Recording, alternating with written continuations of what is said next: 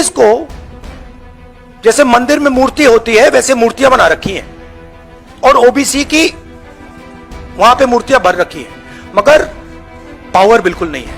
MPs को जैसे मंदिर में मूर्ति होती है वैसे मूर्तियां बना रखी हैं और ओबीसी की वहां पे मूर्तियां भर रखी हैं, मगर पावर बिल्कुल नहीं है। एक चीज मैं कहता हूं, वो नेता धर्म पर क्यों बोले प्रोफेसर साहब, वो नेता धर्म पर क्यों बोले जिनको धर्म के बेसिक्स की और धर्म से जुड़ी भावनाओं की समझ नहीं हो। राज भाई, क्या राहुल जी की अपब्रिंगिंग में धर्म का कोई लेना देना नहीं?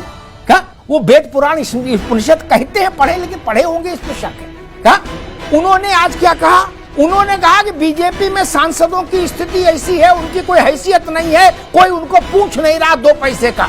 एक सांसद ने मुझसे कहा कि मेरी कोई हैसियत नहीं, बीजेपी सांसद ने कहा। तो उन्होंने तुलना किसी की? बोले जैसे मंदिरों में मूर्तियां होती हैं देवताओं, पावरलेस, यूजलेस। क्या लो भैया, कर लो बात।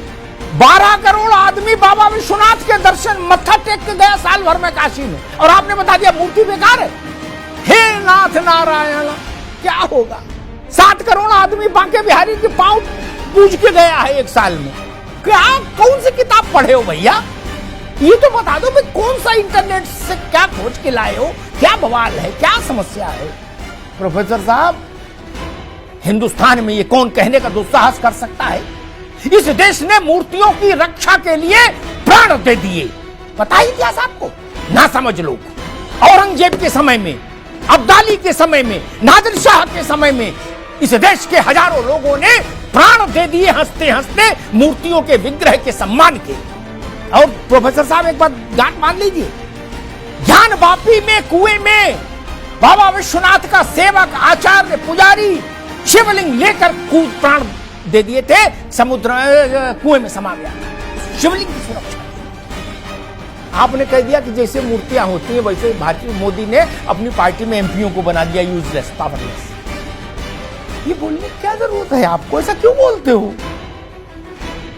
तिरुवयूर का मंदिर, उत्तर भारत छोड़ो, दक्षिण का उदय, पद्मनाभ का मंदिर, तिरुपति बालाजी, सब जगह मूर्तियां ही हैं मित्र। इस देश का प्राण बसा है मूर्तियों में। आक्रांताओं ने मूर्तियां खंडित की तो आज तक भारत के मन से वो घाव गए नहीं। आपने आक्रांताओं ने मूर्तियां तोड़ी थी, रामलला के मंदिर को ध्वस्त किया था, 550 साल युद्ध चला, संघर्ष चला और अंत में विजय हुई। यतस धर्मो ततस जयो, और अयोध्या में श्री रामलला का भव्य मंदिर बनकर तैयार हो गया। राजनेता ऐसा कैसे कोई बोल सकता है कि पावरलेस होती मूर्तियां? किसी मंगलवार को देश के किसी मोहल्ले में हनुमान जी के मंदिर चले जाइएगा राज बाबू, क्या 100-200 आदमी आरती करता मिलेगा। बनारस चले जाइए, चाहे संकट मोचन, चाहे दुर्गा कुंड, चाहे बाबा विश्वनाथ, आपको पता लग जाएगा मूर्तियों में क्या ताकत है। काशी महाराज से लेके और रिक्शे वाला तक सब लाइन में लगे होंगे। केदारनाथ, बद्रीनाथ, वैष्णो देवी, मेहंदीपुर बालाजी, सालासर, एक उदाहरण गिनाऊं, मैं 1000 उदाहरण दे सकता। राजनीतिक लड़ाई लड़िए, लेकिन ऐसे उदाहरण मत दीजिए। ये बोलने की क्या जरूरत थी कि मूर्ति बना दिया है, जैसे मंदिर में मूर्ति होती है, आइडल्स। कौन लिखता है भाषण, कौन देता है इसी सलाह? सब लोग मिलके पहले इसी की खोज करो, कैसे भाषण कौन देता है, बता, इसे उदाहरण कौन उनको समझाता है? स्वामी प्रसाद मौर्य की तो समझ में आता है, चलो उनकी समझ कम हो सकती है मौर्य की। राहुल गांधी देश विदेश घूमे, अभी राहुल गांधी ने एक बात और कही थी, प्रोफेसर साहब आप तो प्रोफेसर हो, राहुल जी ने एक बात कही थी कि मैंने वेद, उपनिषद, स्मृतियां, पुराण सब पढ़े।